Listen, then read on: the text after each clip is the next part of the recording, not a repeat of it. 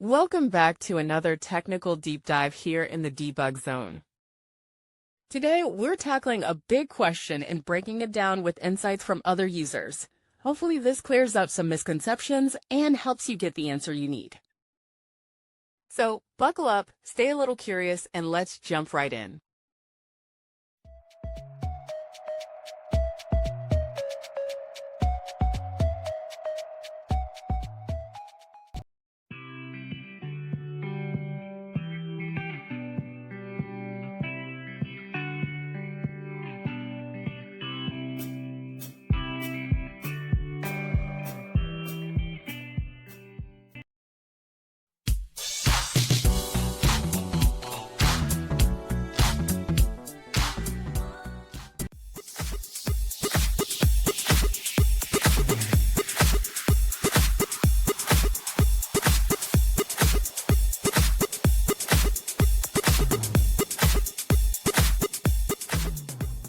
And that's a wrap.